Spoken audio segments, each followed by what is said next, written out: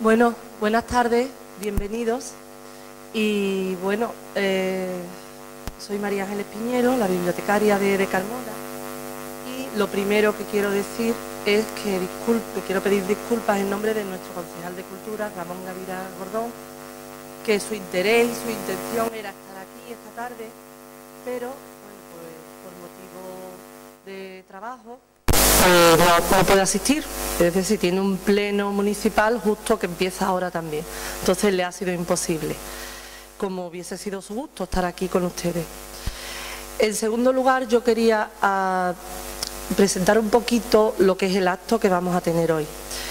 Como todos ustedes saben, porque son todos seguidores de la biblioteca, la mayoría, todos los años en la biblioteca dedicamos el Día del Libro a un escritor, escritora, que creemos que es digno de realzarse o de redescubrirlo.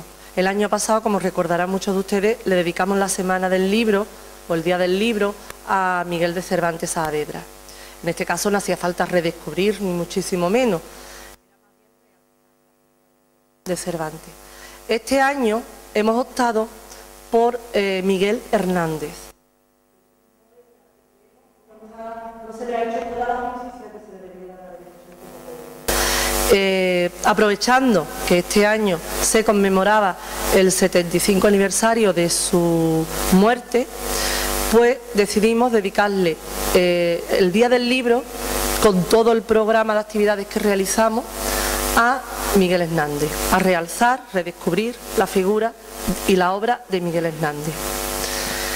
Dentro de, bueno, o para conseguir este objetivo, pues hemos diseñado una serie de actividades, un programa de actividades que básicamente pues han consistido en unas actividades que ya hemos desarrollado y otras que quedan todavía por desarrollar. Las que ya hemos desarrollado, pues el viernes pasado, día 21, inauguramos en la biblioteca una exposición doble, por así decirlo, una doble exposición. Por un lado, una exposición de las obras que tenemos, o las obras más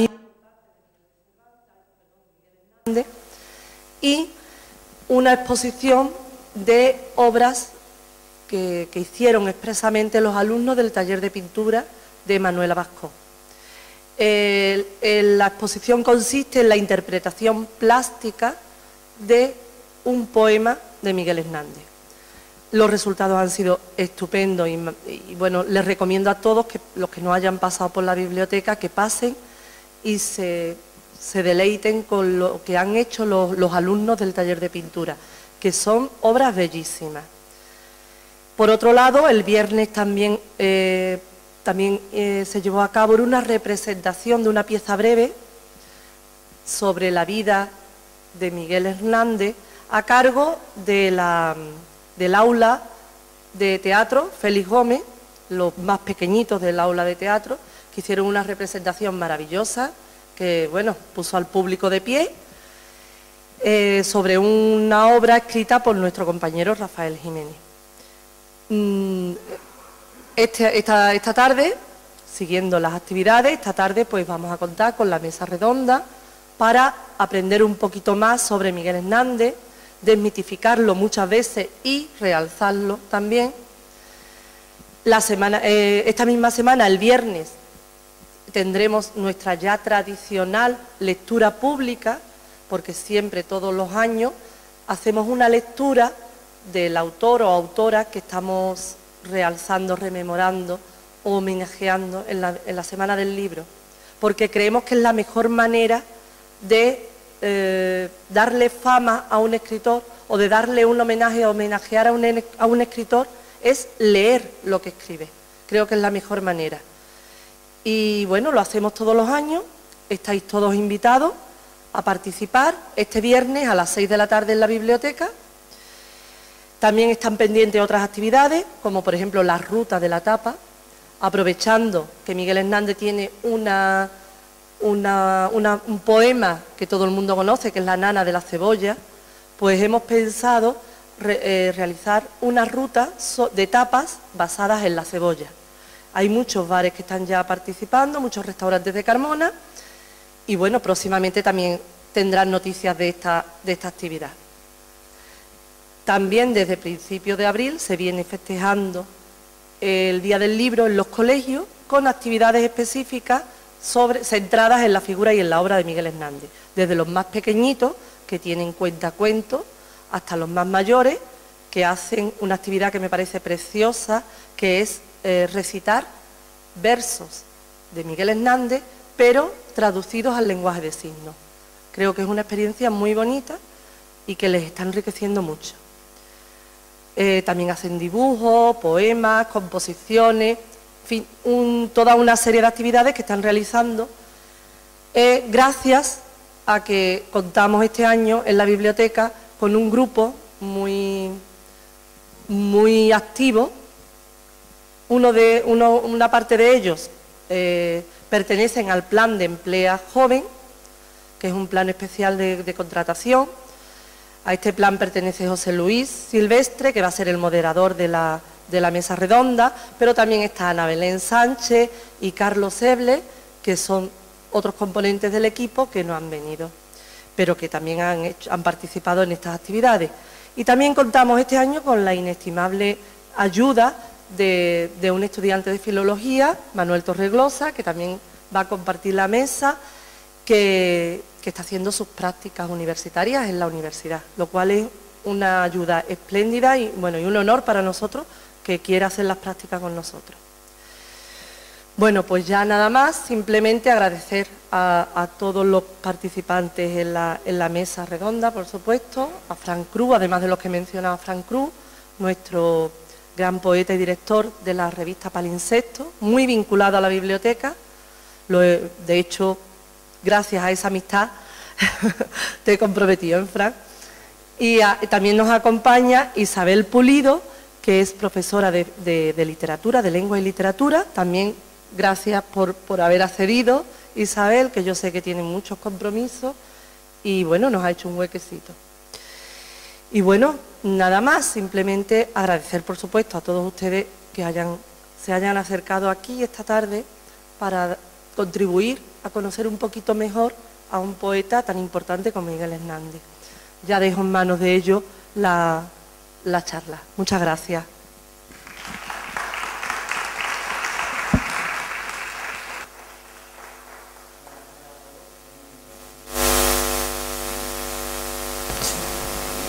Ahora, ¿no? Buenas tardes, mi nombre es José Luis, como bien ha dicho María Ángeles, estamos trabajando en este proyecto y yo en el caso del Emplea Joven. Antes de comenzar esta mesa redonda, yo quisiera recalcar dos puntos importantes. Esta reunión, que es un acto que, según tengo entendido, es algo novedoso para la biblioteca, lo cual me parece una buena novedad. Y luego, por otro lado, también recalcar las actividades que bien ha dicho María Ángeles, que se están llevando a cabo aparte de esta reunión. Como bien sabemos, el pasado 23 de abril fue el Día del Libro y fue la excusa perfecta para decir, bueno, pues tenemos que seleccionar a un autor y decir, vamos a honorarlo como se merece. Y coincidiendo con el 75 aniversario del fallecimiento del autor, pues se decidió, pues Miguel Hernández. Miguel Hernández, que era muy conocido como ese poeta cabrero, que nació en Alicante, en Orihuela concretamente, en 1910, en el seno de una familia humilde y trabajadora. Él pronto encuentra en la poesía una pasión y una forma de dar voz a esos sentimientos y a esos ideales que desde pequeñito él iba formando. Él roza dos generaciones de escritores y también viaja desde temas como son la naturaleza hasta un compromiso social muy palpable en toda su poesía. Él se encuentra atrapado, me gusta decir atrapado además, en una España complicada y finalmente, pues como todos sabemos, sufre una muerte prematura a los 31 años. A continuación, yo voy a presentar de nuevo a los invitados que nos acompañan. Primero de todo, gracias a los tres.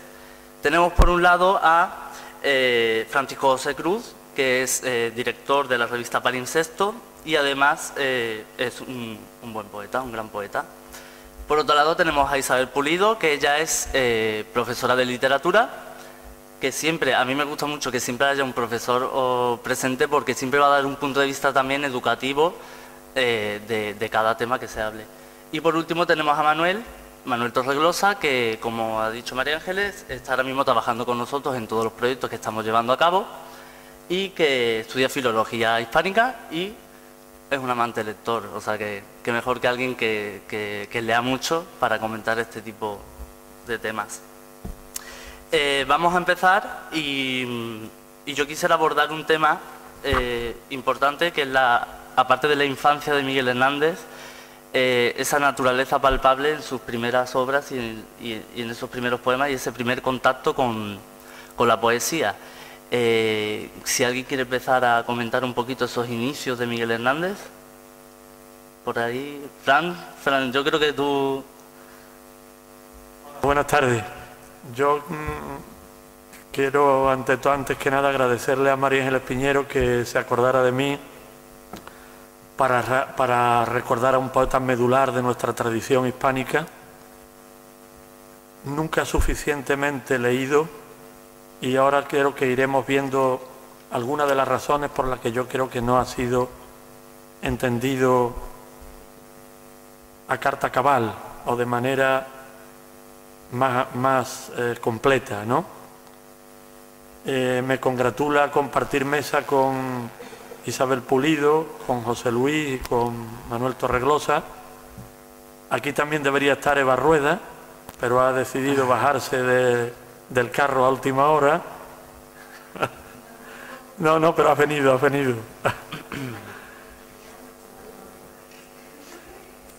Tú estabas en los carteles y nadie te ha sustituido.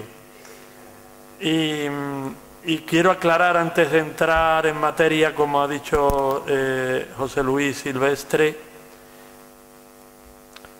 que yo vengo aquí, porque no puedo venir de otra manera, además, que quisiera, como un lector más de Miguel Hernández, un viejo lector que ha percibido su poesía de distintas maneras según la edad en que yo iba leyéndolo.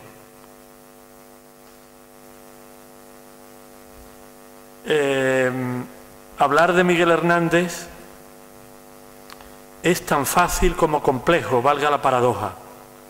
Es de esos poetas que han calado el corazón no de los lectores exactamente, pero sí de un gran público que lo ha conocido más por las canciones de Juan Manuel Serrat y de otros cantautores que por sus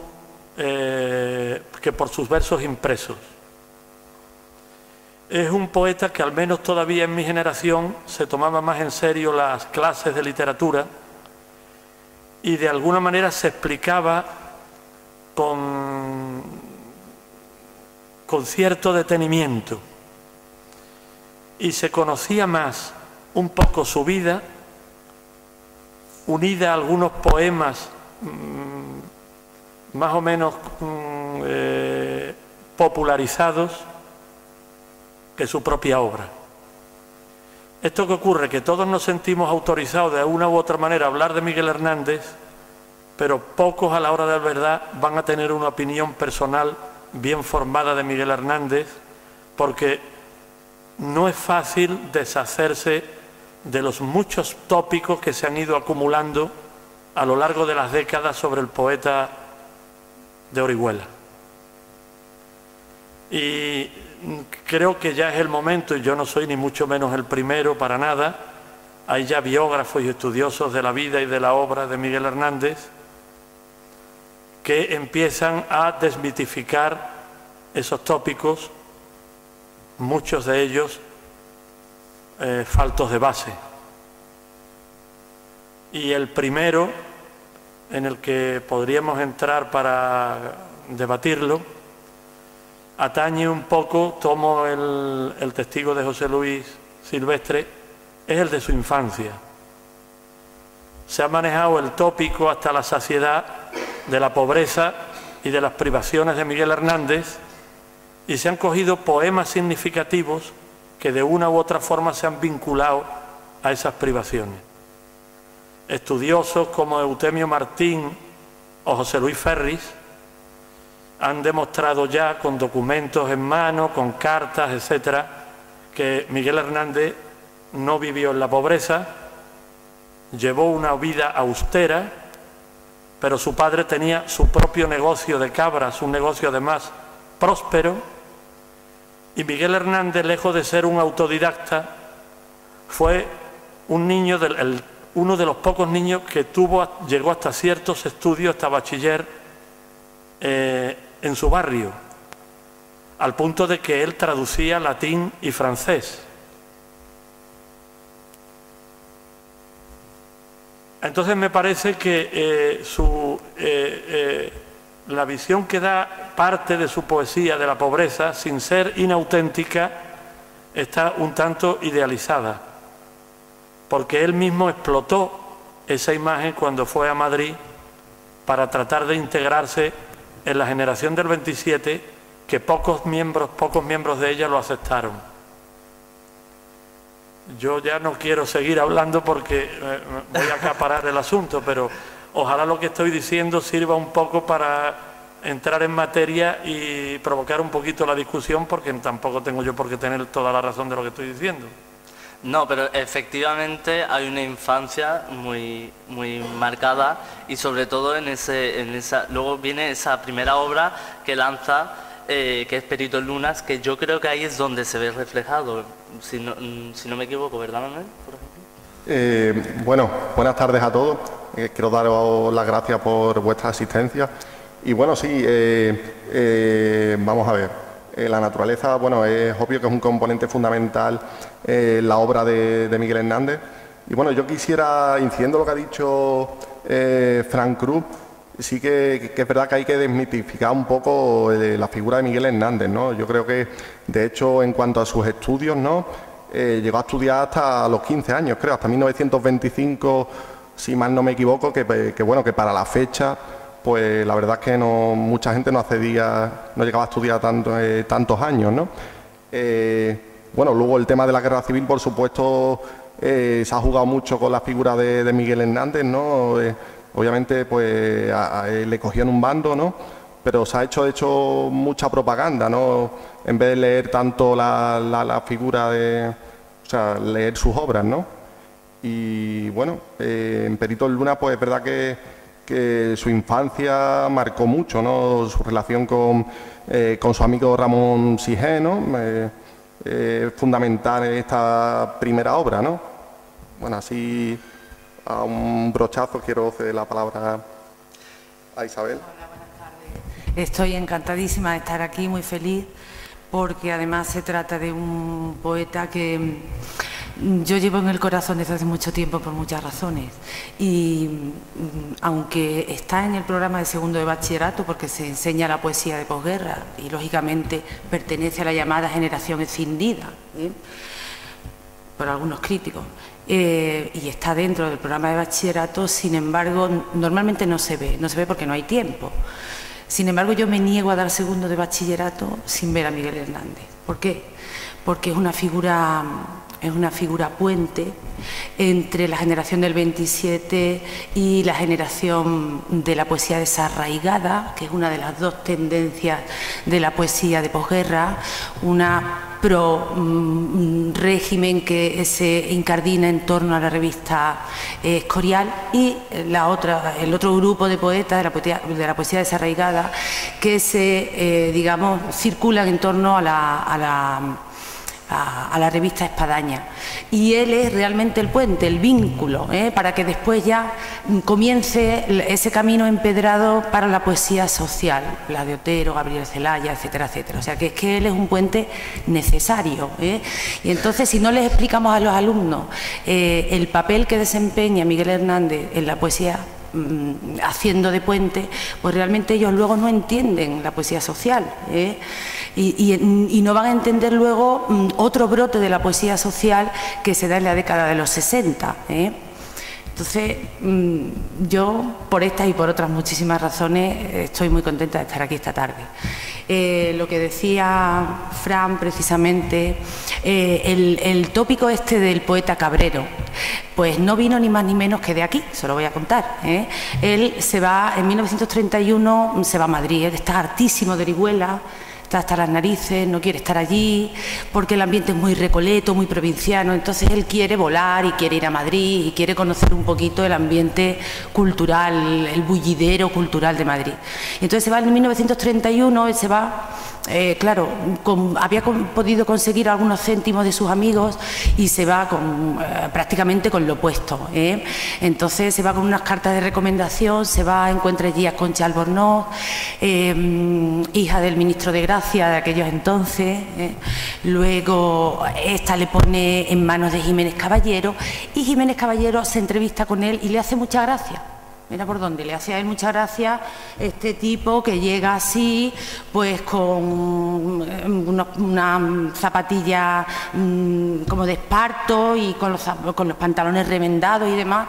Y entonces, a través de un amigo periodista, pues publica una reseña de que ha llegado a Madrid un tipo vestido muy pobremente, que resulta que se dedica a cuidar cabras en el campo de Orihuela, por Alicante, y que además se dedica, mientras está cuidando cabras, pues escribe versos y se dedica a recitar versos y poesía, ¿no? Entonces, bueno, pues esto fue una especie de anécdota pintoresca que empezó por los mentideros de Madrid intelectuales, por los mentideros intelectuales, y ahí ya se coló este tópico del poeta Cabrero, que vino de ahí precisamente. Pero es verdad que él se quejaba muchísimo de su pobreza, y esto es así. Yo me he traído aquí la obra completa, yo por deformación profesional, porque no tengo remedio, entonces me he traído aquí una carta que escribe a Juan Ramón Jiménez, muy bonita, de 1931, su primer viaje que hace a Madrid. Voy a buscar la página y ahora es que me he apuntado aquí la página. Vamos a ver. Veréis lo que le dice a Juan Ramón Jiménez, Yo es que soy muy petarda con lo de las lecturas, pero es que... Hay que estar documentada. Perdonadme porque es que no, además no viene bien ese tipo de datos para... Y entonces le dice a Juan Ramón Jiménez, solo conozco a usted por su segunda antología, que créalo, ya he leído 50 veces aprendiéndome algunas de sus composiciones. Consideraba el padre un maestro, como todos los demás, aunque luego ya sabes que con Pablo Neruda y con Caballo Verde para la poesía lo ponen a parir, pero bueno, en principio lo consideran, antes de la andadura de la poesía impura, que es la contaminación de Neruda. Bueno, él primero considera a Juan Ramón Jiménez un maestro, y entonces le dice, ¿sabe usted dónde he leído tantas veces su libro? Donde son mejores, en la soledad, a plena naturaleza, y en la silenciosa, misteriosa, llorosa hora del crepúsculo, yendo por antiguos senderos empolvados y desiertos entre sollozos de esquilas. Y entonces le empieza a contar cuál es su dedicación diaria, etcétera, etcétera. Dice, por fuerza he tenido que cantar, inculto, tosco, sé que escribiendo poesía profano el divino arte, no tengo culpa de llevar en mi alma una chispa de la hoguera que arde en la suya. Usted tan refinado, tan exquisito, cuando lea esto, ¿qué pensará de mí? O sea, él insistía. Y luego, a propósito de la pobreza, le dice, a ver, dice, vamos a ver, ¿dónde está esto?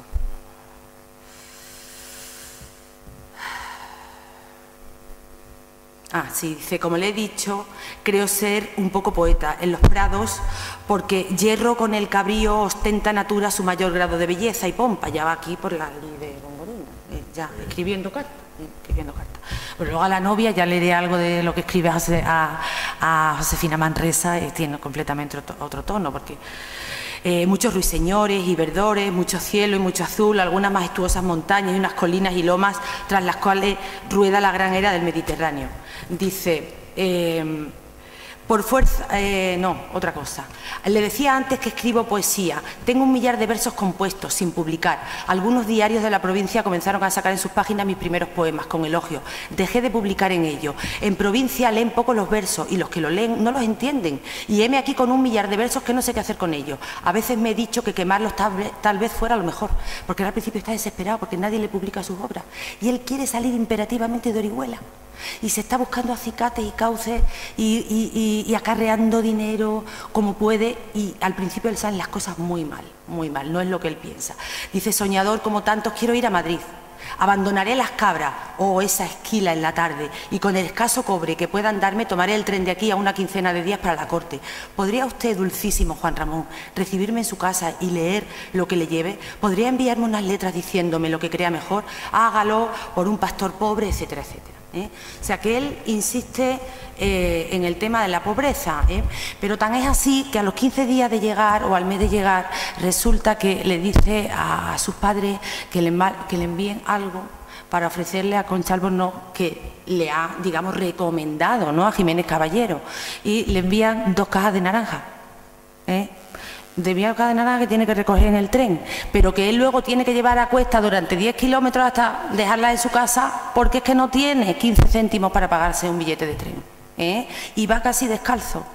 Pero es verdad que él aprovecha muchísimo el tema de la pobreza, no en el sentido victimista que ahora conocemos, pero sí es verdad que él, de alguna manera, y lo dice claramente en sus cartas, de alguna manera reniega de su pobreza, dice que no se encuentra a gusto, que ojalá hubiera nacido en otra familia, eso lo dice literalmente, luego si tenemos ocasión lo leemos, pero que es verdad que él mismo contribuye de alguna manera, quiere como quitarse esta sombra que lleva encima.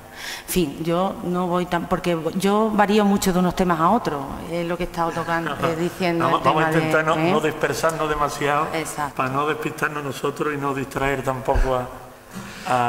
De hecho, habéis comentado una cosa que es interesante, que eso, como el explotar esa idea del ser pobre. ¿Eso se ve de alguna manera reflejado en su obra? Más que aparte en las cartas, que también resulta interesante, pero en su obra, ¿se ve reflejado en esos primeros poemas? Fran, por ejemplo. No, mira, la obra de un poeta, por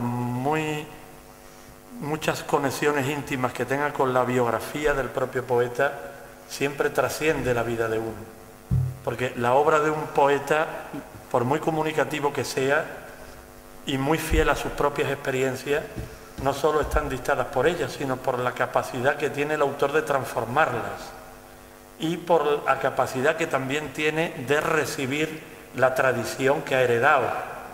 Un poeta no escribe solo con su propia vida, escribe con las lecturas que ha hecho y con los poetas que ha leído antes, que le han precedido o que han vivido con él o que han compartido generación con él.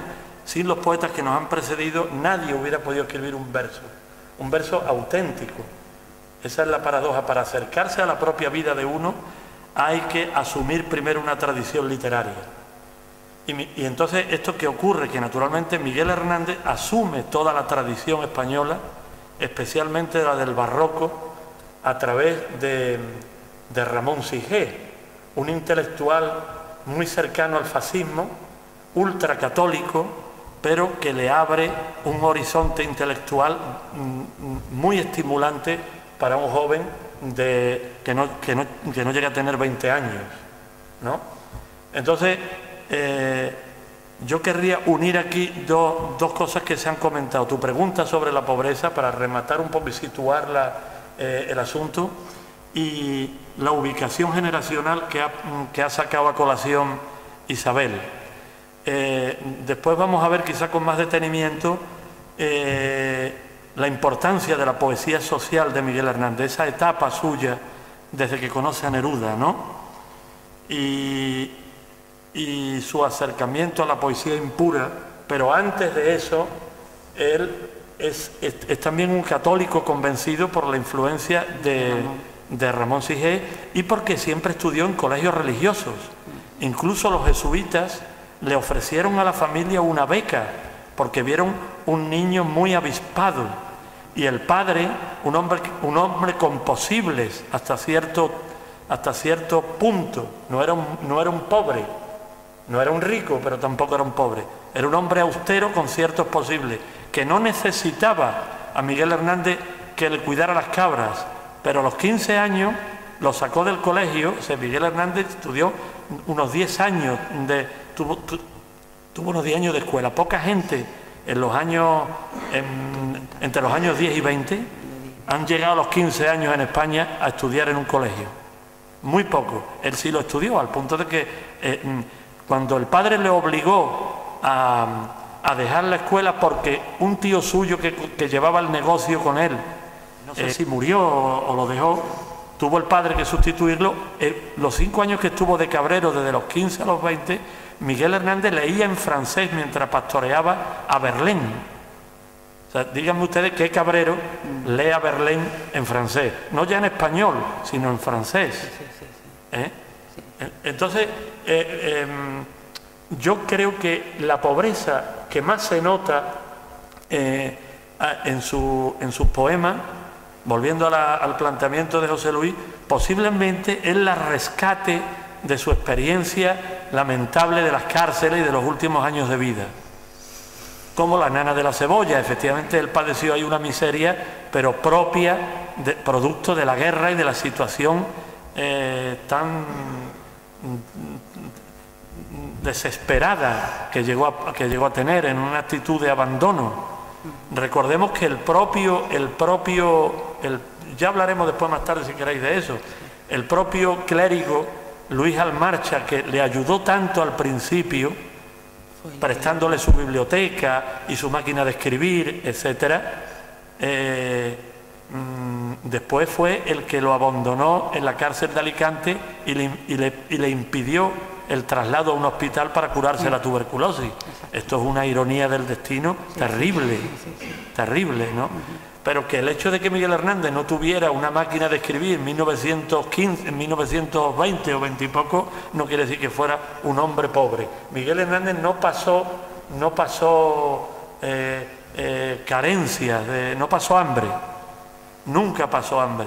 Y fue un hombre cultivado, fue autodidacta en la medida en que no llegó a la universidad y en la medida en que en el fondo todos lo somos, porque él, como los demás, fue producto de sus propias lecturas, que fueron muchas.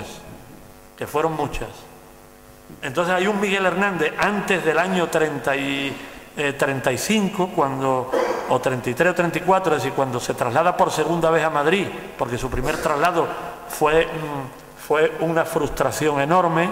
Él pensaba vivir de la poesía, fue un poco ingenuo y se tuvo que volver. Si mi padre no me da dinero, no tengo dinero, porque claro, ¿quién tenía dinero para trasladarse de su pueblo a Madrid? Y menos vivir de la poesía. Él tuvo la suerte de que algunos personajes del mundo cultural de Madrid después lo atendieron, como hablaremos más tarde, ¿no? Y entonces, hasta ese tiempo, Miguel Hernández era un muchacho sin planteamientos políticos ninguno y con una visión de la naturaleza idílica, que era lo que lo había vivido en su entorno, ¿no?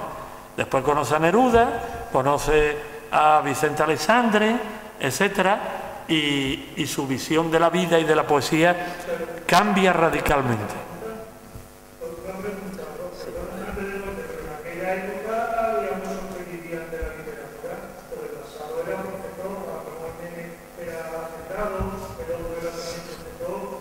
Sí, pero... Claro, no.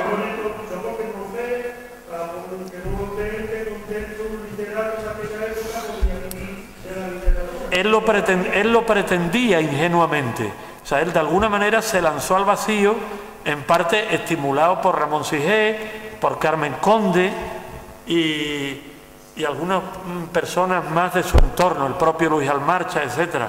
Pero él ingenuamente pretendía vivir de la poesía, cosa muy imposible. Nadie vivió, salvo los novelistas de la época, ¿no? Azorín, Pío Baroja o Valle Inclán, que además de colaborar en los periódicos, o Unamuno, pues eran gente, por ejemplo, Valle Inclán era un hombre de teatro, ¿no? Y a pesar de eso también tuvo sus dificultades, ¿no? Efectivamente.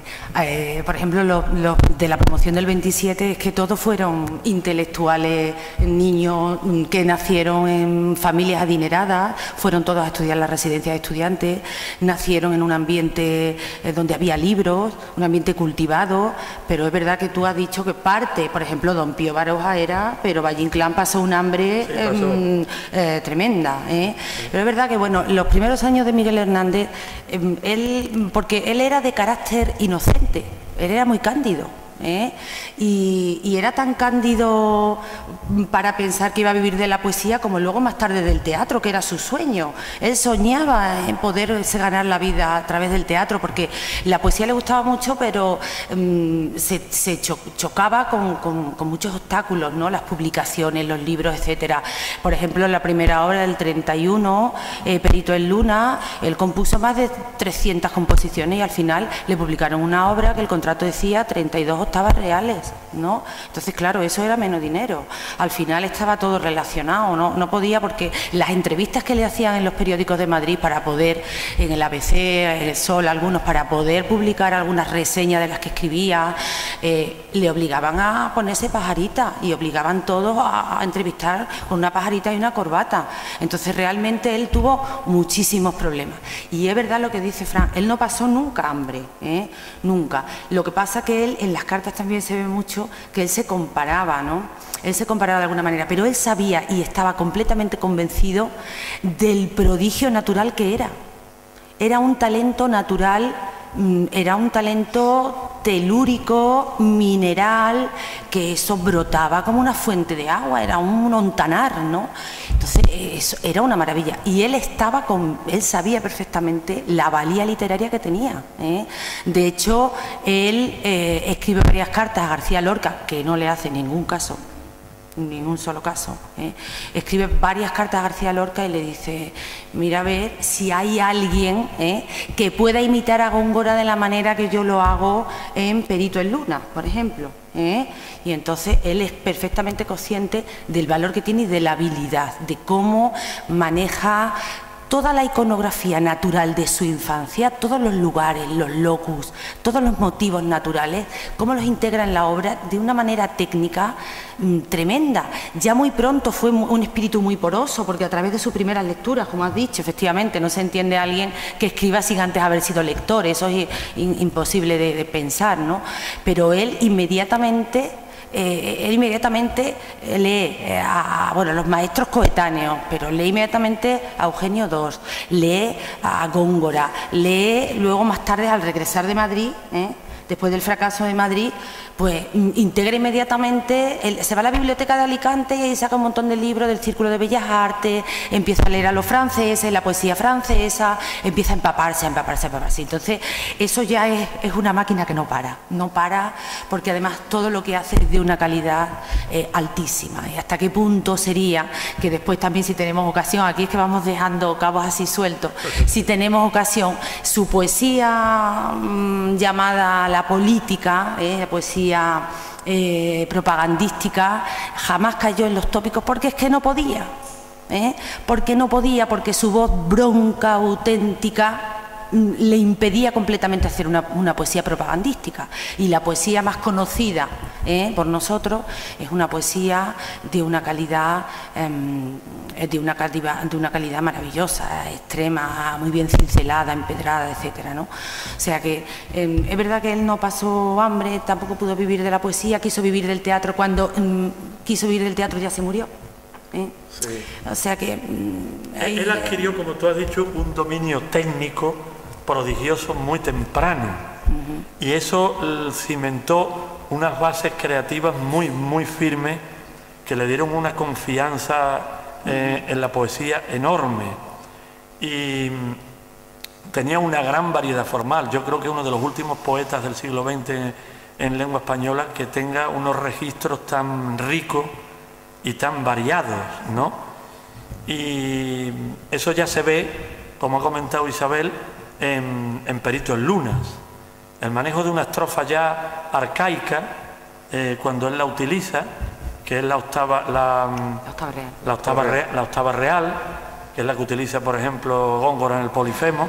El Perito en Lunas es un libro hermético, complejísimo.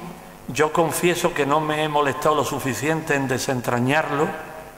No soy lector de Perito en Lunas, aunque admire la pericia y la habilidad para crear un libro de ese tipo tan joven, muy influido por Góngora, que era el gran estandarte de la generación del 27 en esa época. Por eso él trata en ese caso de imitarlo, ¿no? y prácticamente hasta el rayo que no cesa, en que él va encontrando ya su mundo mucho más visceral, comunicativo y emotivo. Él no cambia de estética. Él cambia de estética cuando conoce a Neruda, incluso de ideología, se afilia al Partido Comunista, animado por Alberti y por su mujer, María Teresa León, y eso provoca el distanciamiento con Ramón Sigé, que era un católico convencido, ¿no? Y Ramón Sigé está algo dolido porque efectivamente enseñó muchas cosas a Miguel Hernández. Miguel Hernández, como era un hombre extraordinariamente inteligente, las cogía al vuelo, efectivamente. Y es muy interesante esa relación.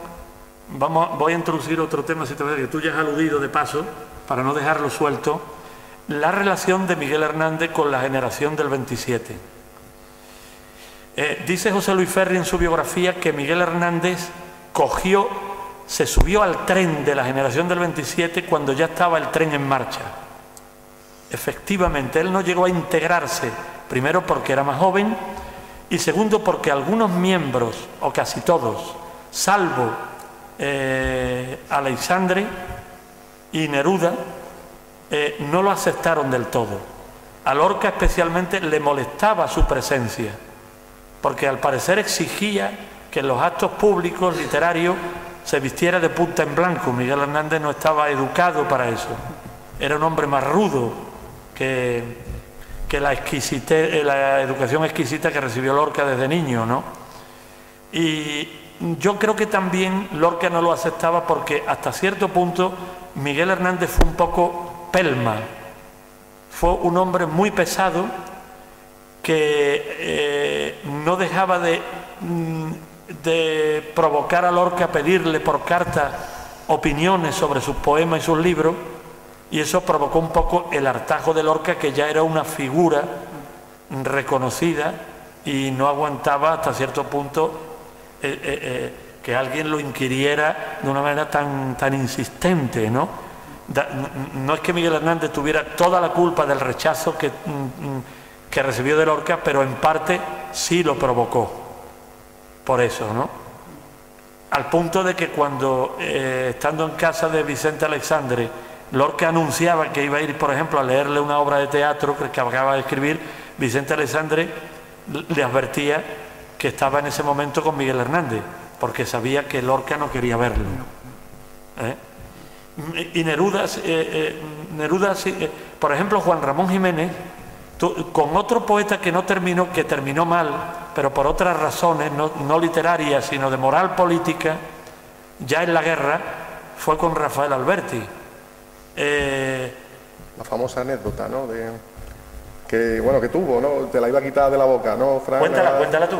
No, vamos, es que me he metido, se me ha venido aquí, pero bueno, creo, si no me equivoco, pues un encuentro que tuvo Miguel Hernández, ¿no? Con Rafael Alberti y con su mujer María Teresa León. No recuerdo exactamente en qué sitio de Madrid, en qué edificio, pero bueno, llegó Miguel Hernández, ¿no? Y como, vamos, creo que vestido venía del frente, ¿no? Y bueno, llega y dice: aquí hay mucha puta y mucho hijo de puta, ¿no? Como diciendo, bueno, estoy yo aquí implicándome al frente en la guerra, ¿no? Mientras tú estás, pues comiendo bien, ¿no? Y moviéndote por los distintos ambientes de Madrid, ¿no? Digamos que, vamos, era más o menos así, ¿no? Claro, era así, era Alberti estaba con sus compañeros de partido en la Alianza Intelectual Antifascista, cuya sede era el Palacio de los Marqueses de Heredia Espínola. Y entonces, al parecer, Alberti era un político de boquillas para afuera, pero jamás visitaba el frente, al punto de que Juan Ramón Jiménez, con la perspicacia que le caracterizaba, decía que la mayoría de los poetas de la generación del 27 eran señoritos burgueses con los monos planchados y las pistolas de juguete. Y el único que se escapaba de ese calificativo tan duro de Juan Ramón Jiménez era Miguel Hernández, porque era el que de verdad estaba peleando en las trincheras. Un hombre que viene de pelear en las trincheras, que sabe de verdad lo que es una guerra, y se encuentra en el Palacio de Heredia Espínola un día tras otro una fiesta, porque hoy vamos a celebrar la mujer trabajadora, mañana vamos a celebrar que se ha derribado un avión en no sé dónde, y la gente más piripi que otra cosa, con juergas, fiestas, bailes y mascaradas hasta la madrugada, pues un hombre que llega agotado muchas veces con la tensión que provoca estar en un frente, llegó un momento que terminó peleándose con el matrimonio Alberti por esa razón, ¿no? Y dijo exactamente en el Palacio de Heredia Espínola lo que acaba de contar Manuel, ¿no? Y efectivamente eso nos da idea un poco de la autenticidad moral de este personaje que utilizó su imagen de cabrero para introducirse en los ambientes intelectuales. Él, la misma carta que ha leído antes Isabel, conociendo los entresijos de la vida de Miguel Hernández, se ve que está hecha con una deliberada modestia para conmover el corazón de Juan Ramón Jiménez, para provocar cierta lástima. Evidentemente, él usó eso en varias ocasiones. Hubo gente como Lorca que le molestaba que la utilizara, gente que fue más compasiva con él, que vio las virtudes y la calidad literaria de Miguel Hernández, como por ejemplo el propio Juan Ramón Jiménez, que hizo una reseña en El Sol sobre El rayo que no cesa en el año 36, muy importante para el lanzamiento literario de Miguel Hernández, o el propio Vicente Alessandre, ¿no? ¿Qué provocó con eso? Y ahora yo me gustaría que entrara ahí ustedes también en esto. A diferencia de los poemas panfletarios de la mayoría de los poetas de la guerra, empezando por Alberti, la poesía social de Miguel Hernández no es nunca panfletaria, o casi nunca. Nunca, jamás. Es una poesía profundamente humana que trasciende incluso el contexto civil de la guerra. Sí, sí, como por ejemplo poemas como El niño yuntero son tan vigentes hoy como antes. Lo que pasa es que en el contexto donde hay que situarlo, a lo mejor no es ahora en la España actual, sino a lo mejor en el África de no sé dónde, o en Honduras, en Ecuador, o donde fuera, ¿no? Incluso Aceituneros altivos, precisamente Viento del pueblo, El hombre acecha, que tienen estos poemas que son, al final se han utilizado tanto, ¿no? Yo creo que mal entendidos por el público y en una línea que él nunca se propuso, jamás, ¿no? Pero es verdad que él tiene siempre un panteísmo, una cosmovisión universal, completamente, que trasciende la anécdota y se encaja, se ubica en un universo genérico que sirve y que es completamente intemporal, ¿no? Como por ejemplo El niño yuntero, Aceitunero, Andaluces de Jaén, etcétera, ¿no? Y es verdad que él no perdió nunca ese acento suyo auténtico, pero hubo gente como Emilio Prados que le llamaban la atención y le decía: esto es escrito en Viento del pueblo, mira, esto así, así, así, que a lo mejor tiene una disposición un poco desordenada, podía recordar ciertos elementos residuales, gongorinos o neogongorinos, y le llamaban la atención y decía: no, tú en el frente no puedes leer esto, porque en Jaén le nombraron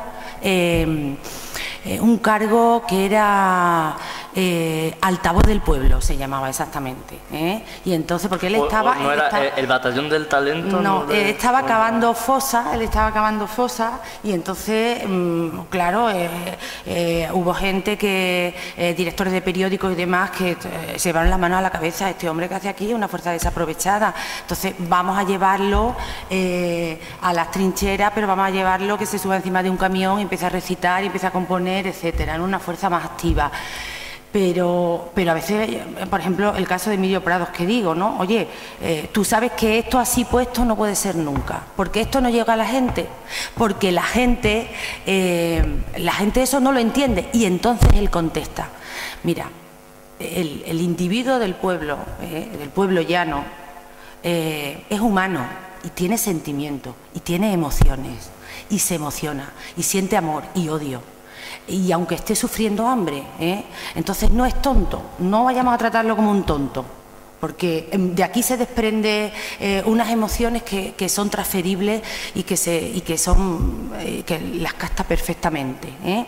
Entonces, es verdad que su poesía nunca fue propagandística ni panfletaria, porque no era su manera de trabajar el verso, ni mucho menos, y que todo lo que a nosotros nos pueda parecer político, manipulado políticamente, son versos que trascienden la anécdota y que se sitúan en un universo, en una cosmovisión panteísta del problema o del sentimiento que se esté tratando, sea el amor, sea el odio, sea el hambre, sea el abuso de autoridad, sea lo que sea, ¿eh?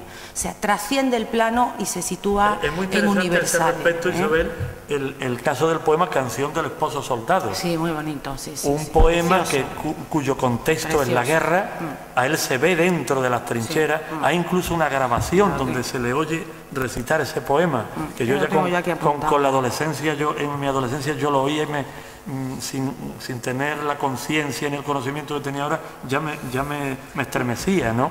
Pero Canción del esposo soldado es, más allá de un poema sobre la guerra, es un gran poema de amor.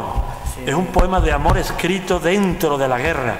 Y conmovió tanto, fue tan entendido o tan necesario en su momento, que los soldados del frente no dejaban de fotocopiarlo y de pasárselo de mano en mano. Se lo leían como una oración. Precioso. Lo leyeron muchos soldados, ese poema. ¿Lo recordamos? ¿Lo recordamos? Dice así: he poblado tu vientre de amor y sementera, he prolongado el eco de sangre a que respondo y espero sobre el surco como el arado espera, he llegado hasta el fondo.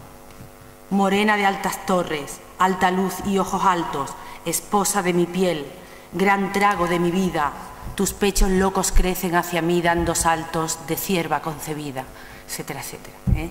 Qué maravilla, qué bonito, ¿eh? Qué bien leído. Que tiene esa rima, esa leve asonancia Claro, es una estrofa sáfica preciosa, con los alejandrinos y luego al final de cada estrofa es un metasílabo maravilloso, ¿no? Una especie de pie quebrado extraordinario, sí, precioso, precioso.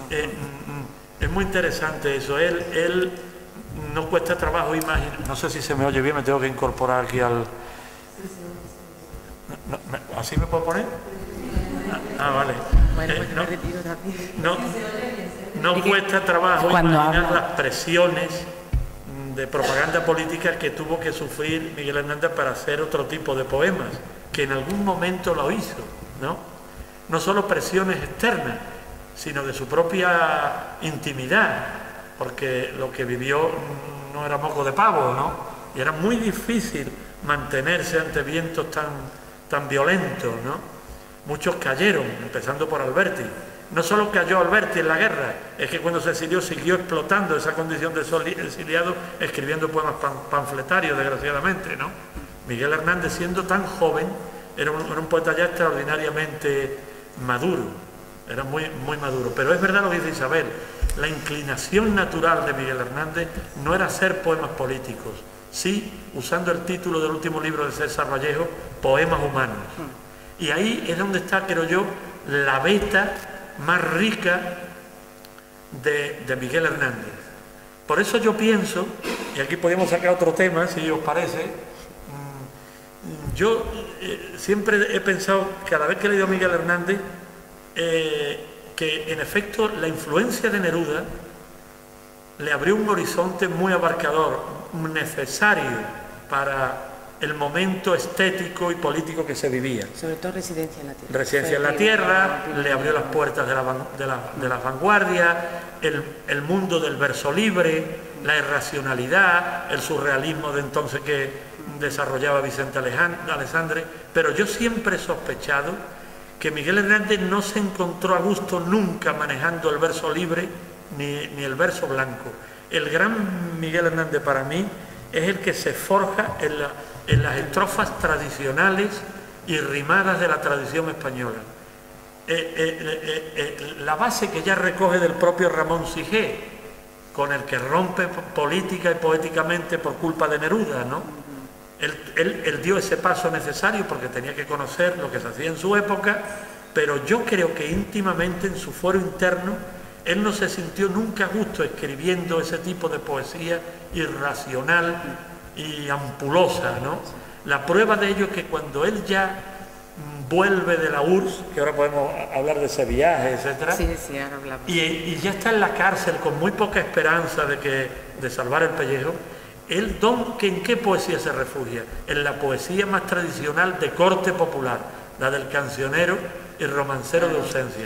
Ahí él es donde escarba en su interior, ahí toca su propio hueso, ¿no? Ya nos olvidamos del verso libre de Neruda, de Alessandri y del otro. Vuelve a los octosílabos, al romance, al verso de arte menor, al que él oye de niño en las calles, a la copla, etc. ¿Por qué vuelve? Porque de verdad era su voz más propia. Por eso él se encuentra tan a gusto en el soneto del rayo que no cesa y en las estrofas como acaba de leer tan maravillosamente bien Isabel, ¿no? Es que el rayo que no cesa, es verdad, es que él necesitaba la doctrina del corsé.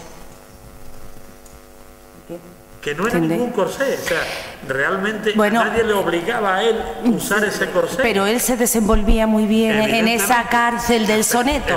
Ahí está el rayo que no cesa, ahí están, por ejemplo, los terceros encadenados de la elegía Ramón Sigé. Claro. O sea que él se obligaba a esa severidad de la estrofa o del contenido. Siempre hacía un ejercicio de contención. Porque De se encontraba contención. más a gusto ahí, Exactamente. que en el verso libre notamos que es otro poeta, ¿no? Entonces una de las cimas hernandianas, que es por ejemplo el rayo que no cesa, que es que eso es para morirse de gusto. O sea, el rayo que no cesa es una delicia, igual que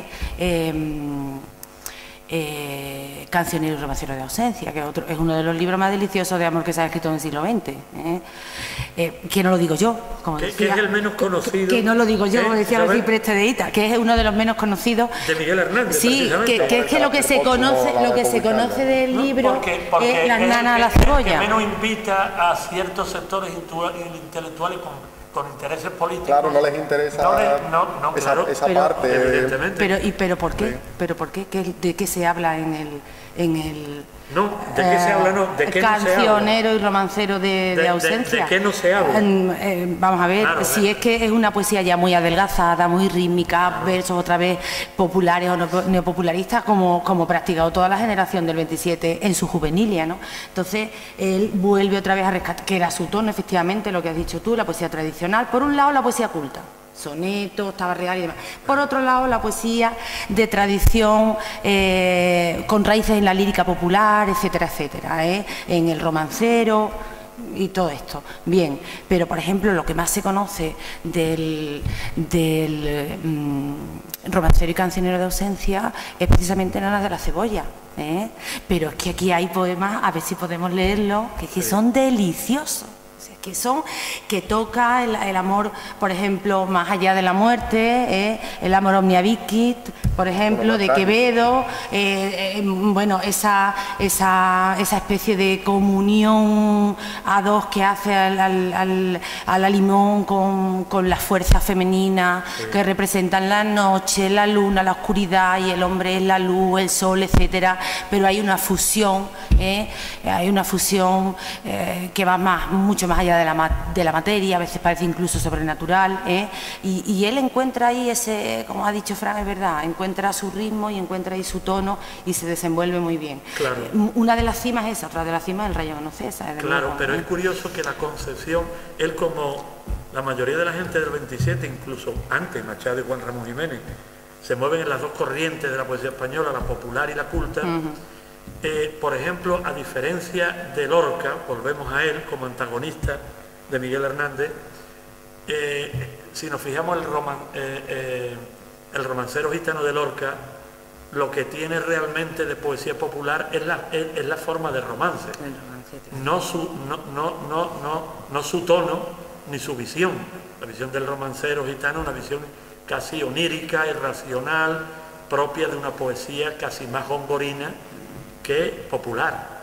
Sin embargo, el cancionero y romancero de ausencia muy grande están más cerca de los romances de Antonio Machado, que sí son mucho más terrestres, más populares y más viscerales y más comprensibles cara a un público no avesado en poesía, ¿no?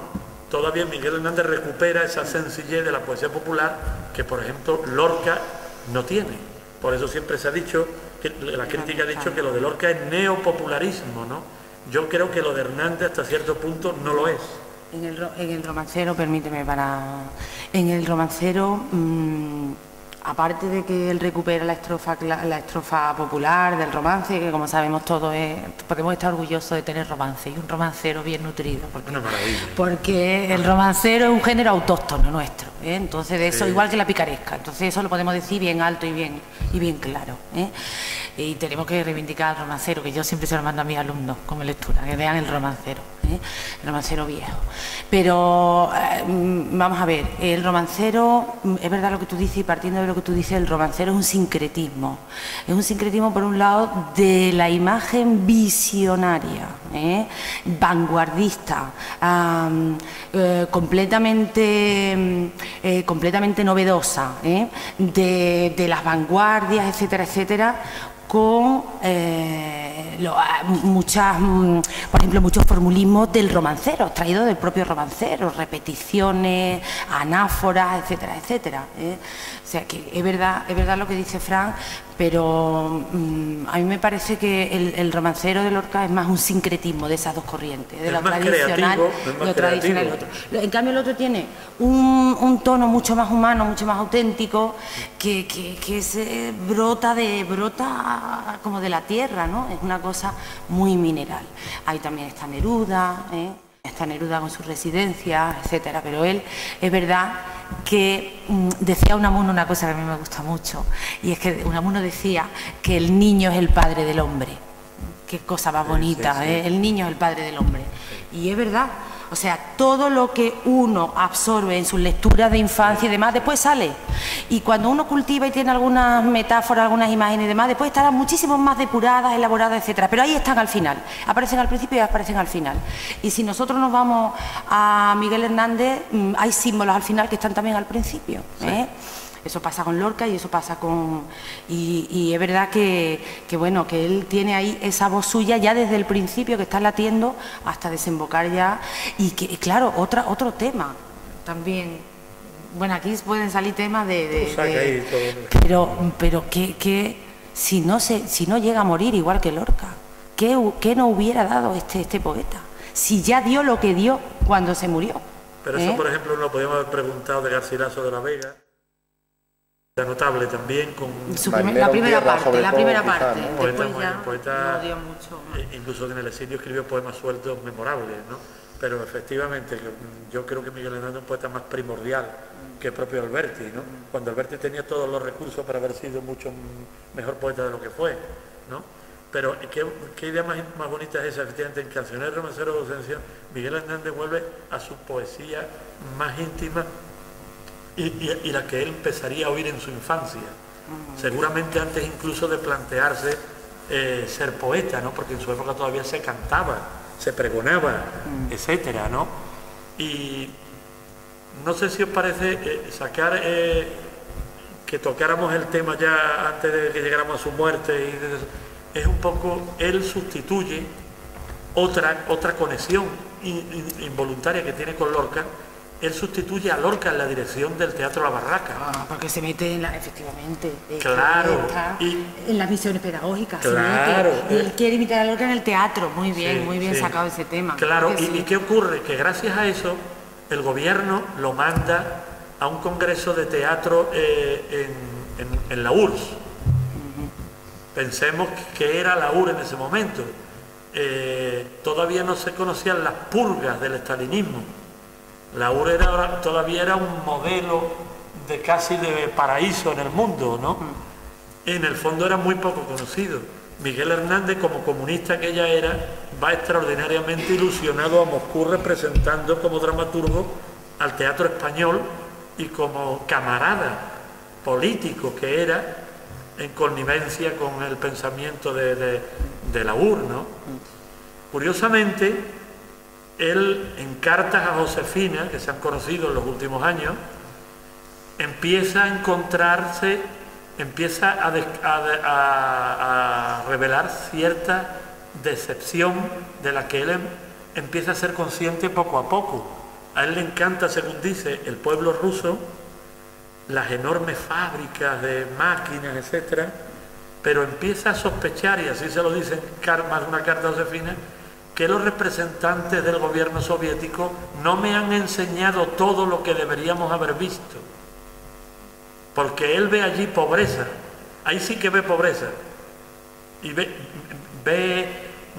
ve oscurantismo, ambientes de cierta censura, lo llevan a sitios donde le conviene que vaya, no a otros donde él quisiera ir, siempre lo acompañan a todas partes, nunca se aventura solo porque no lo dejan. Esto es una táctica muy propia de los gobiernos dictatoriales, como actual Corea, o como Cuba, o como... Y paradójicamente, claro, Rafael Alberti le llegó a escribir una oda, ¿no?, a Stalin, ¿no? Evidentemente, y recibió el premio Lenin y todo eso, ¿no? Y esto, por ejemplo, esto mismo lo cuenta Stefan Zweig, un escritor austríaco interesantísimo en sus memorias, que es El mundo de ayer, en el que también cuenta la misma experiencia. Memoria de un europeo. No, eso es maravilloso. Exacto, maravilloso. No me dejan solo, siempre me obligan disimuladamente a ir con alguien, con la excusa de llevar un intérprete. A Miguel Hernández esto no le cambia ideológicamente, yo creo que en parte porque el ambiente político de su época era más bien para estar con el comunismo que para estar con el fascismo, por su juventud también. No sabemos qué hubiera pasado, vuelvo a la pregunta, si hubiera vivido más tiempo.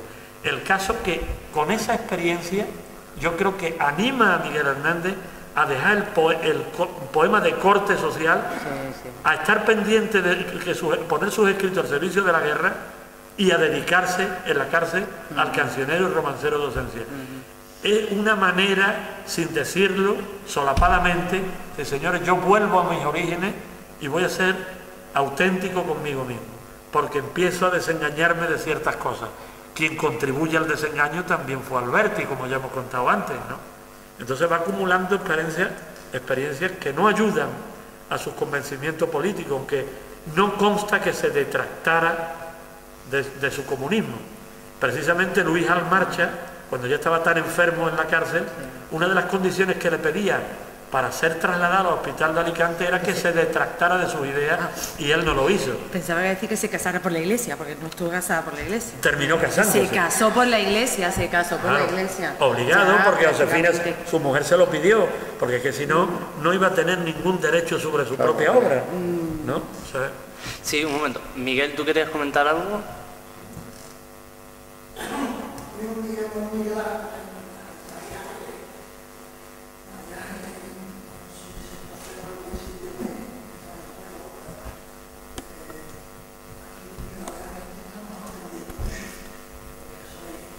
Soy enciclopedia abierta, los 4 ponentes, pero la quería hacer una nosotros.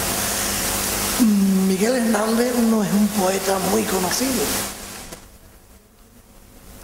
más por la parte intelectual que por la parte sencilla del pueblo, y es más conocido precisamente por todo lo contrario. Yo, por ejemplo, yo no tenía ni idea de quién era Miguel Hernández. Yo empecé a conocer a Miguel Hernández, como bien ha dicho José Luis, a través del disco que publicó Juan Manuel Serrat. A partir de ahí. Entonces yo les quiero preguntar a ustedes, ¿piensan ustedes que su afiliación política y comunista a su intervención en la guerra civil por el bando republicano perjudicó a Miguel Hernández para que se diera a conocer o le pusieran trabas para que el pueblo sencillo y llano conociera la poesía verdadera que nos quiere transmitir Miguel Hernández?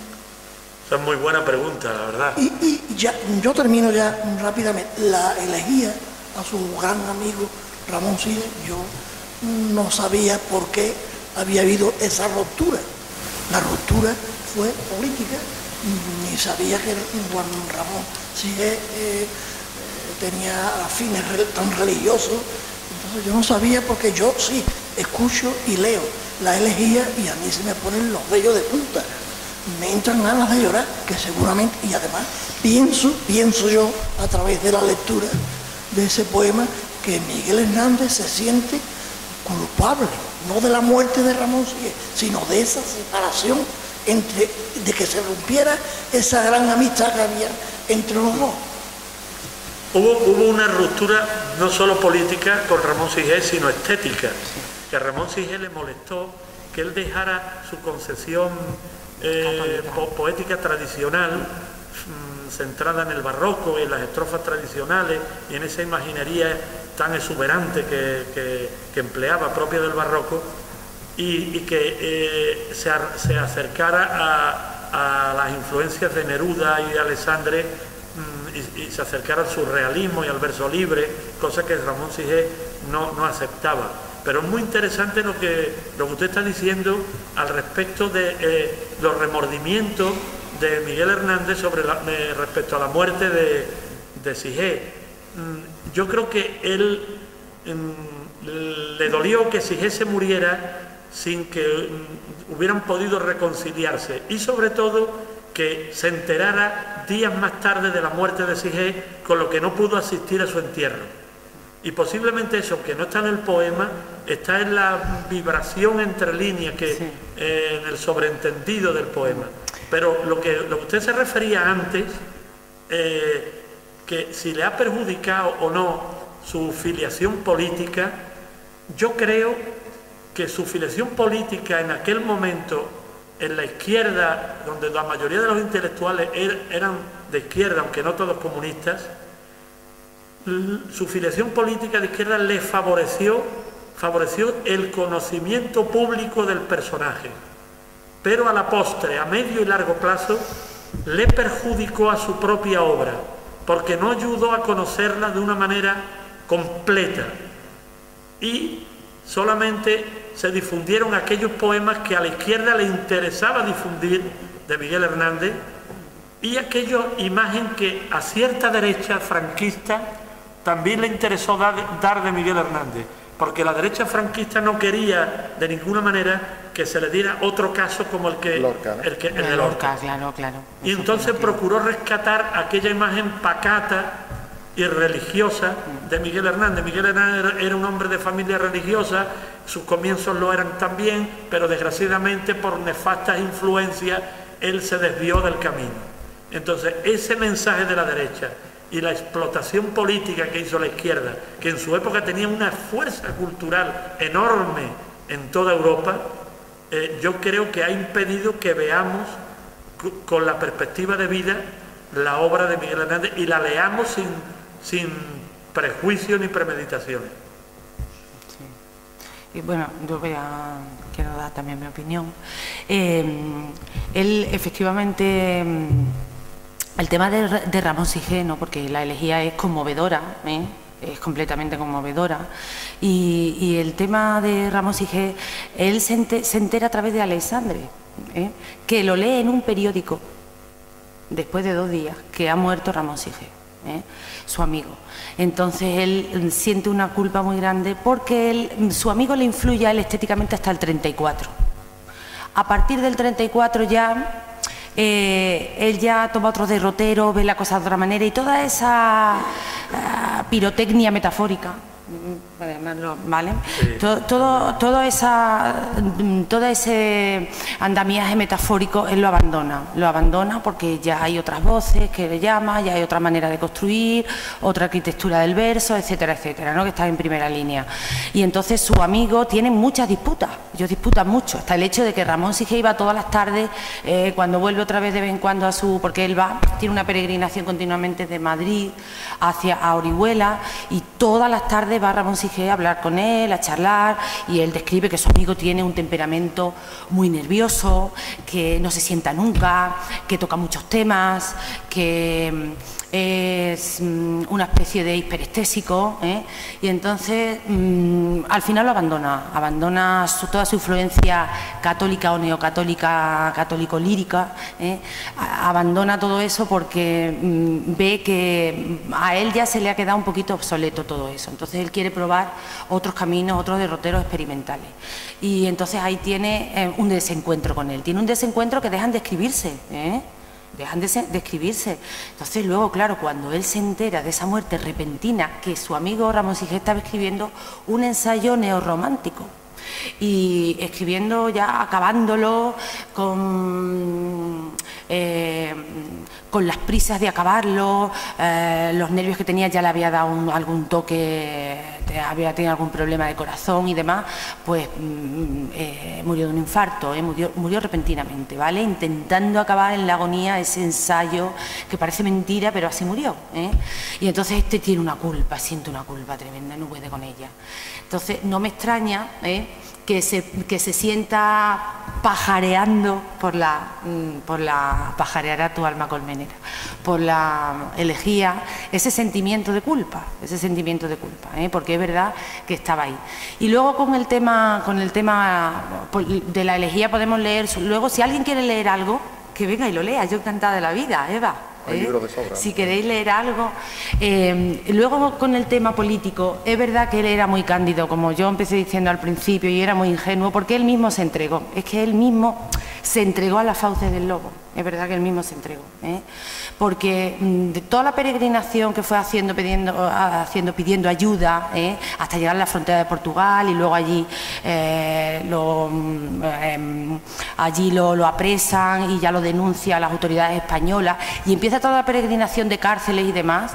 Cuando hay ese fallo burocrático, que él sale de la prisión de Madrid porque hay un fallo ahí burocrático de nombres, apellidos y demás, hay un error, un equívoco, resulta que él se va a Orihuela y le está diciendo a todo el mundo: no te vayas a Orihuela, porque que corres el peligro de que te vuelvan a apresar otra vez. Efectivamente fue lo que pasó. O sea, él tenía tanta necesidad de estar con su mujer, tenía tanta... Bueno, el tema del erotismo es un tema que no lo hemos tocado, pero el tema del amor habría que tocarlo, claro. Exactamente, sí, y las necesidades erótico-sexuales que él tenía no consumadas, que eso también fue otra de su perdición, o es otro camino de perdición. Él se fue otra vez a Orihuela y allí lo volvieron otra vez a apresar, y otra vez a Madrid, que fue donde se encontró con Buero Vallejo y le hizo el retrato tan conocido ¿vale? El que conocemos todos, que viene en los libros de texto. Es un caso curioso, ahí hay cierto paralelismo también, salvando las enormes diferencias de personajes,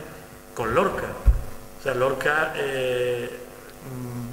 cuando empieza la guerra, se va al peor sitio que puede irse, creyendo él que iba al mejor.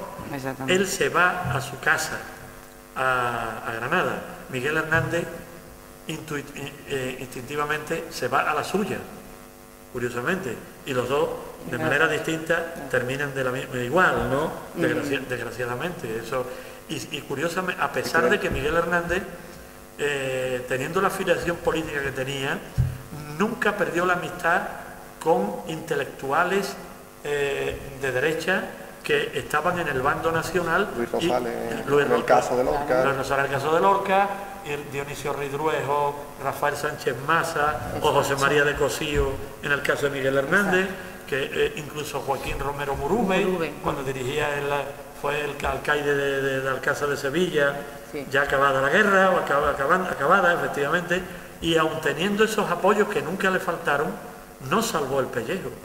Es extremadamente curioso eso, ¿no? Pero él sí que, o sea, él lo condenaron a muerte, Lo condenaron a muerte un día, que en una hora y media condenaron a 29 o algo así a muerte. O sea, que esta gente no... Y le conmutaron la pena. Y le conmutaron la pena, exactamente. Y por ahí salvó el pellejo, a 30 años de cadena perpetua, Y le podría haber pasado como Buero Vallejo, ¿vale? Sí, que si hubiera vivido, que hubiera estado 4 años y ya está, no hubiera salido.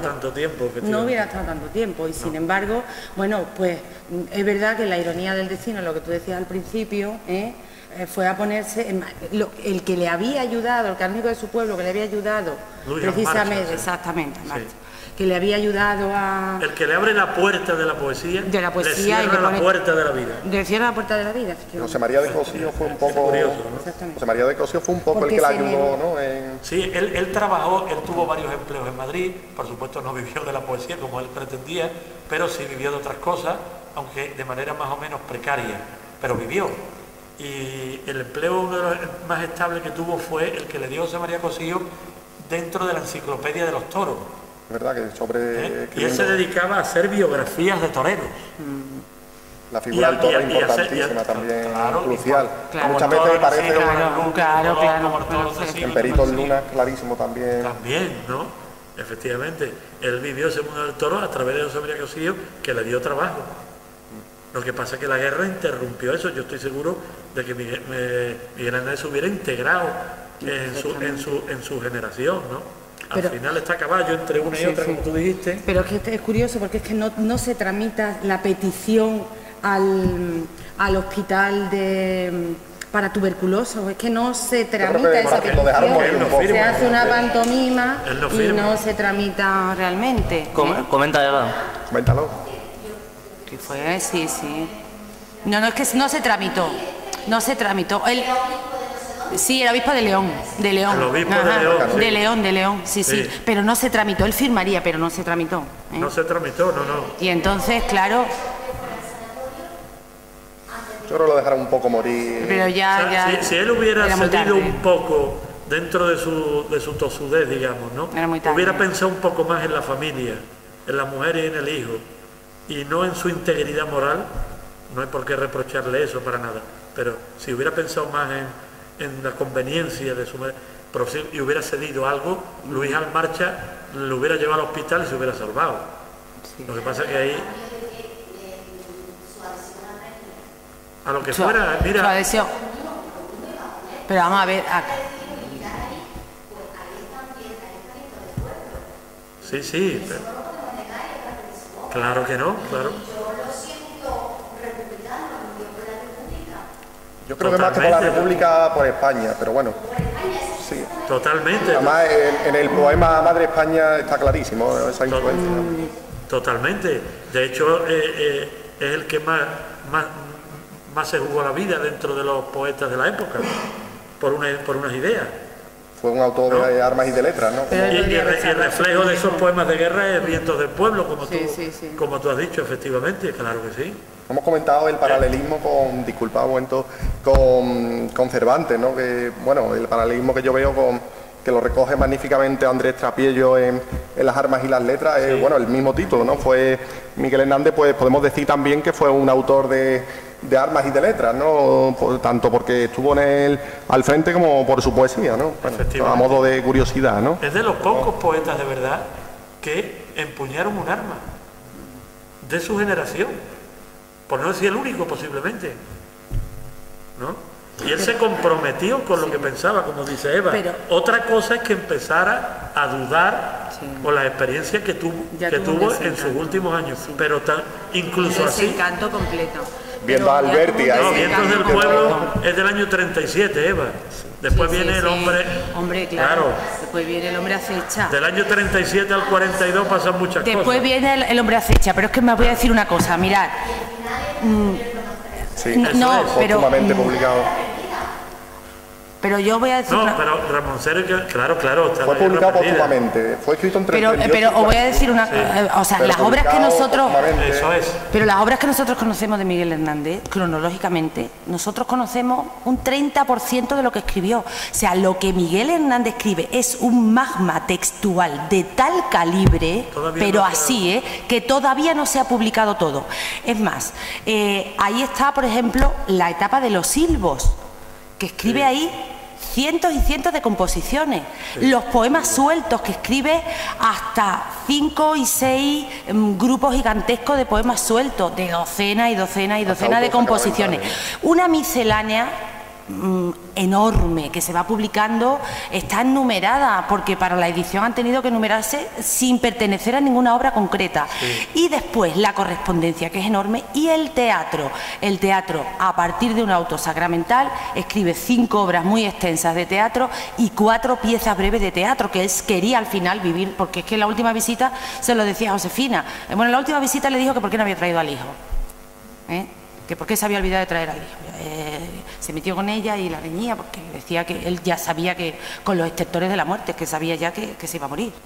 Pero bueno, en 2 o 3 visitas anteriores le decía, Josefina, si nosotros nos vamos a vivir del teatro, yo voy a dejar esto de la poesía, que esto es un engaño, y vamos a vivir del teatro, porque él quería imitar a Lorca, efectivamente. Ahí estaba la figura de Lorca, que había triunfado con su trilogía de la tierra, con su yerma, bodas de sangre, sus primeros títeres de cachiporra, etc.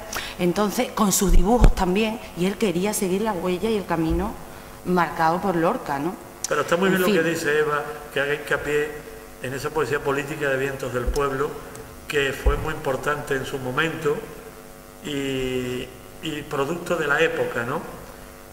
Pero reitero lo que dije antes, precisamente, ese es Miguel Hernández que más ha interesado a cierta intelectualidad española airear de la obra de Miguel Hernández. Sí, totalmente de acuerdo. Y es la que más ha conocido.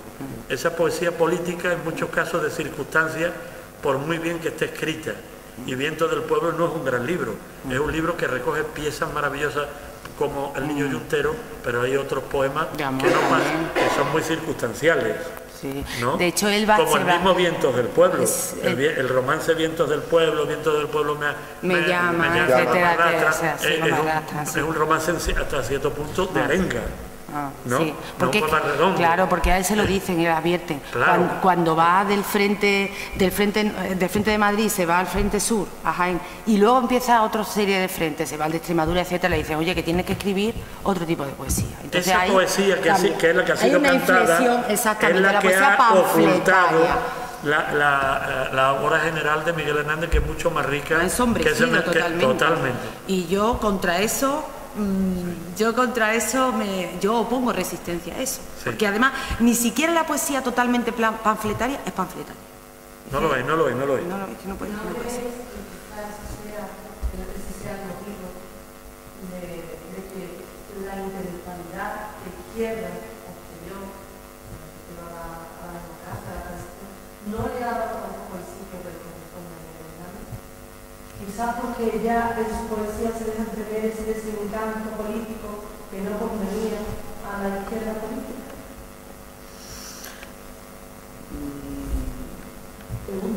Yo Queda un poco... Entiendo que por ejemplo, Yo creo que es muy interesante, Mariana, lo que tú dices, porque yo no sé si estoy equivocado, pero hasta la transición la izquierda se ha atribuido la cultura en España, hasta cierto punto con razón, pero la izquierda de la transición hasta la transición y de la transición hacia acá son izquierdas distintas. El nivel cultural del político en general de antes y de ahora ha bajado alarmantemente. Y entonces, antes la izquierda con razón se atribuía, sobre todo de la proclamación de la República, digamos, el derecho a la cultura, porque en general la derecha, pero no toda, no le interesaba. Y después de la transición, la izquierda que nos ha gobernado ha tenido menos vínculos culturales que la que tenía con la República y en el franquismo. Entonces Miguel Hernández ya puede que a cierta izquierda moderna le moleste, pero como puede molestarle cualquiera, no solo Miguel Hernández, porque la cultura al político en general le ha dejado de interesar. Sí, eso sí es verdad. Estamos de acuerdo. Y además hay una cosa también, estamos viviendo ahora mismo, y es verdad que ya lo estamos sufriendo los que somos docentes, hace ya tiempo. Todo esto es una política, una gestión que empieza desde la docencia, ¿no? Y empieza en muchos casos por eliminar figuras de libros de textos, ¿no? Pero es que eso lo estamos sufriendo, es decir, al final quedan, bueno, los que son considerados oficialmente generaciones, academias, cenáculos, etcétera, y fuera de ahí no se estudia otra cosa. Por ejemplo, no se estudia la figura de José Hierro, no se estudia la generación del conocimiento, por ejemplo, de la experiencia, ¿no? Ángel González, Claudio Rodríguez, etcétera, con lo sumamente trascendente que es en la poesía, ¿no? De la segunda mitad del siglo XX, y en toda esta dispersión y esta desaparición de figuras importantes está Miguel Hernández. Miguel Hernández ha desaparecido completamente, ha desaparecido. Y a nivel universitario, en Hispánica, no hemos, parece increíble lo que voy a decir, pero no solamente que no hayamos visto a Miguel Hernández, que yo lo he tenido que ir leyendo por mi cuenta, es que a Antonio Machado lo hemos visto pues como una cosa de... Yo creo que he visto más de Manuel Machado, que es otro excelente poeta y del cual también se han creado muchos mitos, ¿no?, a nivel político y demás, pero es que realmente Antonio Machado tampoco se ve se ve durante la carrera, por lo menos en los planes de estudios actuales, ¿no? Que por lo que veo ha descendido muchísimo, ¿no? En cuanto, pero bueno, todo lo que tenemos. A mí me ¿no? parece muy interesante la figura de Miguel Hernández, pues primero es un poeta extraordinario, de unos registros formales y temáticos y de una hondura.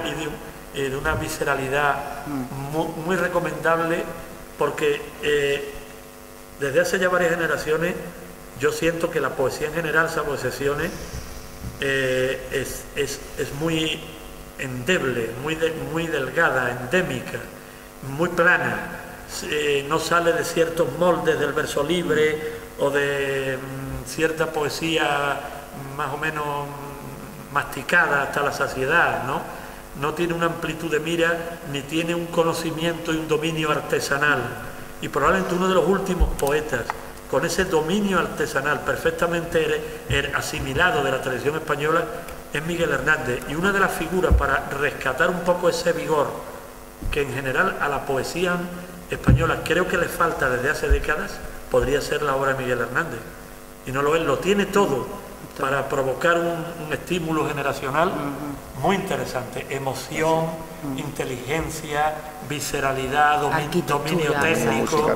Sí, sí. Y además hay que reflotar la figura de Miguel Hernández. Yo lo intento hasta lo que me toca y que pueda.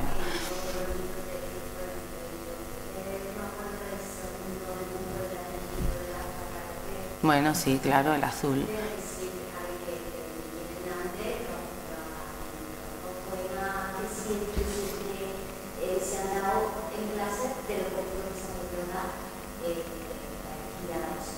Sí, del rayo que no cesa, yo sí. me acuerdo que yo estudié el rayo que no cesa, sí. Nosotros es que leíamos. Es lo típico. Que ahí está la elegía. Ahí está la elegía incluida, ¿no? Exactamente. No, pero sí, son los poemas más A mí me llegó Miguel Hernández en la adolescencia porque yo era militante de la Juventud Cristiana. Entonces, por ahí empecé yo a conocer a Miguel Hernández. Es que Miguel Hernández tiene... Que yo creo que la izquierda le había hecho ningún... Hombre, yo creo que poco lo ha leído, ¿eh? Mucho no lo ha leído. Ha perjudicado por lo menos la actual. Sí. Pero bueno, es una pobreza total decir que Miguel Hernández, la obra de Miguel Hernández republicana, que Miguel Hernández es, porque sí, es una inmensidad de tal calibre lo que tiene, que eso pseudo propagandístico, porque la gente que se encaja en esos tópicos es que no hay manera de sacarlo, eso es lo mínimo. No, es que uno de los libros capitales, uno de los libros capitales de Hernández, que siempre se estudiará, que es El rayo que no cesa, no es de su etapa republicana. ¿Qué va?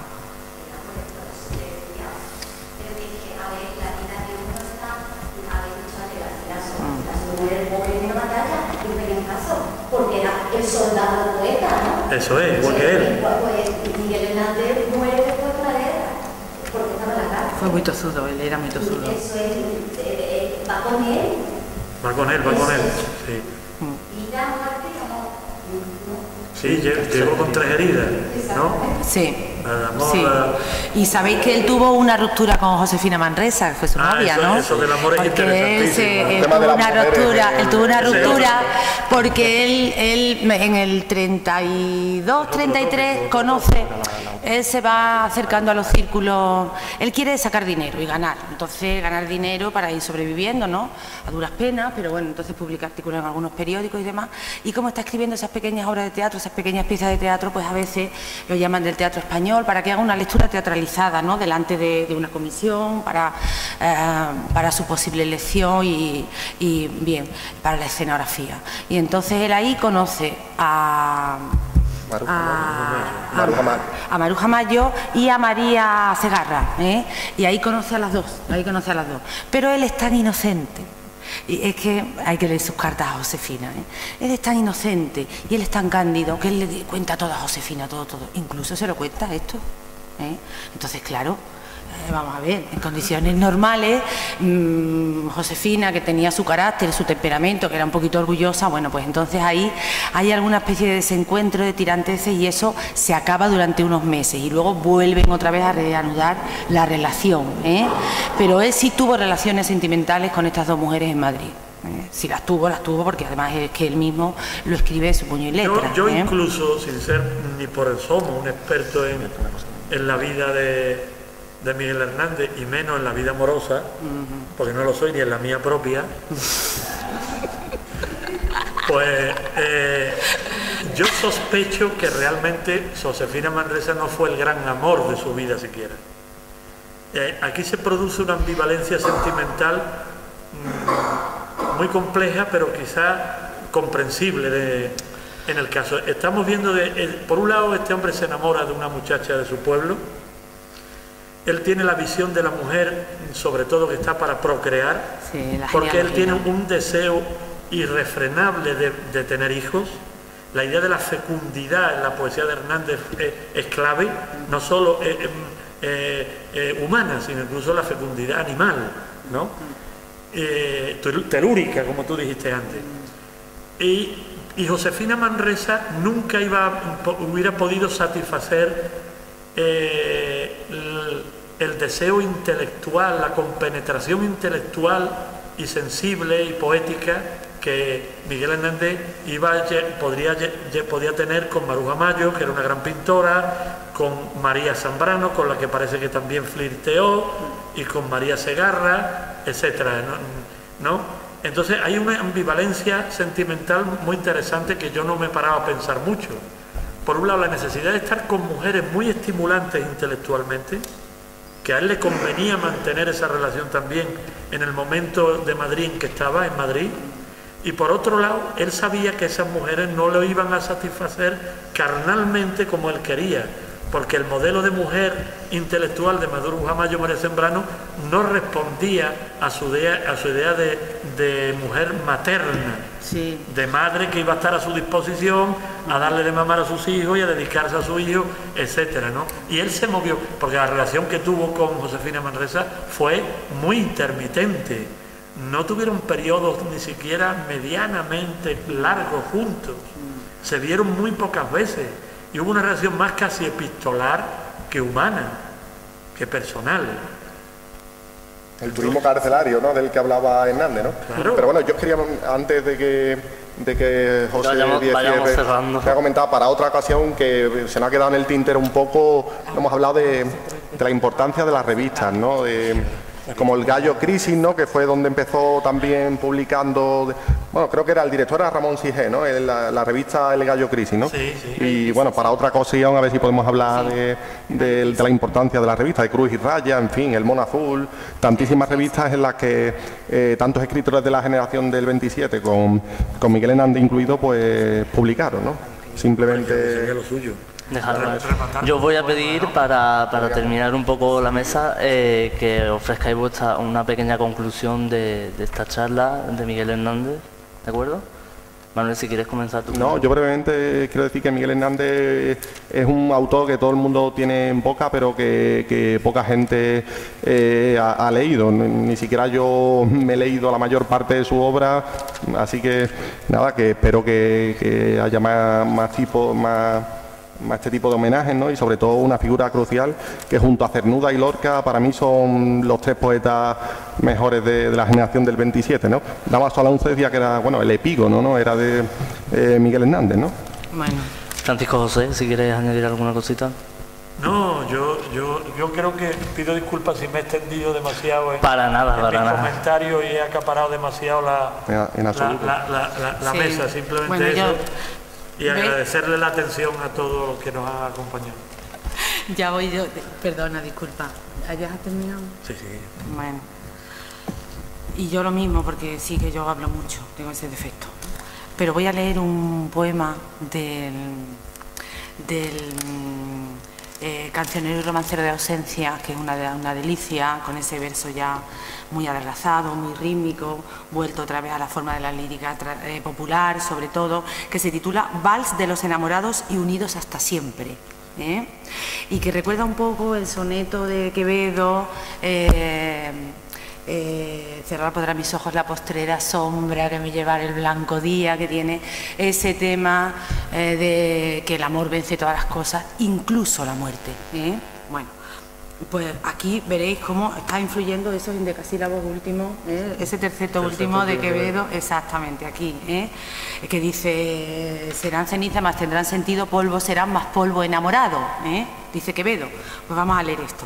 No salieron jamás del vergel del abrazo y ante el rojo rosal de los besos rodaron. Huracanes quisieron con rencor separarlos y las hachas tajantes y los rígidos rayos. Aumentaron la tierra de las pálidas manos, precipicios midieron por el viento impulsados entre bocas deshechas. Recorrieron naufragios cada vez más profundos en sus cuerpos, sus brazos. Perseguidos, hundidos por un gran desamparo de recuerdos y lunas, de noviembres y marzos. Aventados se vieron como polvo liviano, aventados se vieron, pero siempre abrazados. Ese es el gran Miguel Hernández. Ese. Es grandioso. Bueno, Una cosa que es grandiosa. vamos a dar por concluida esta mesa redonda. Del pueblo, ni lo otro. Y yo quisiera agradecer primero de todo a nuestros invitados, Francisco José, Manuel, Isabel. Un placer estar con estos grandes maestros, ¿no? Muchas gracias a todos, de verdad, por darnos esta pequeña charla tan interesante. Un placer para mí. No. Y además que es importante, y como gracias. bien ha dicho antes Manuel, que se recalquen estas cosas, que no solo sean un 75 aniversario o porque sea fechas señaladas, Sino como el sobre Día todo del Libro, leerlo, que es el sino modo, que se hagan este tipo de cosas porque interesan a la educación, sobre todo hoy en día. Quiero agradecer también a los medios locales que siempre nos están acompañando, a Sonido, que también nos acompaña casi siempre, al equipo de la Biblioteca Municipal, porque yo quiero recalcar una cosa muy importante, y es que hay un trabajo muy importante detrás de este tipo de cosas. Y hoy quiero hacer hincapié en eso, porque tenemos compañeros allí, compañeros que no están hoy, compañeros que sí están hoy, pero que hemos realizado un esfuerzo para llevar a cabo este tipo de cosas. Y por supuesto a vosotros los asistentes porque os interesáis por este tipo de temas y porque hacéis que queramos seguir haciendo partícipes y haciendo otras jornadas y otras ideas. Y yo me voy a despedir con una frase que realmente yo, bajo mi ignorancia, creo que sucedió, y es que en los últimos días de su vida, Miguel Hernández escribió en la enfermería, en una pared, y se despidió de esta manera. Y dijo: adiós hermanos, camaradas y amigos. Dice: despedirme del sol y de los trigos.